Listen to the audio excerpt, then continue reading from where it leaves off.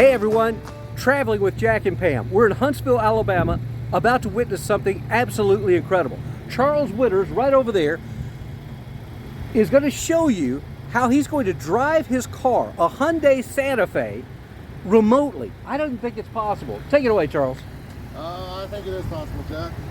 Come on back to me. Come on back. Come on back. Come on back.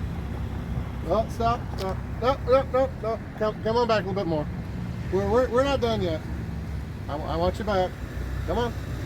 Come on. That's a good car. Good car. You're not going to hit me, are you?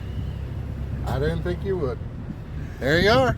Charles, you are a brave man driving your car remotely. Have you ever done this before? I have. I just got this vehicle the end of last year, and phenomenal. Built in Alabama. Very proud of the workmanship, and it's great technology. And why in the world would you want to drive your car without you in it? Well, there's lots of different reasons. Somebody parks too close to you, a little bit easier to get in and out, and it's just kind of cool, isn't it? Yeah, it is cool. There you have it, friends, the self-driving car with a remote control. Charles Witters just demonstrated that for us right here in Huntsville, Alabama.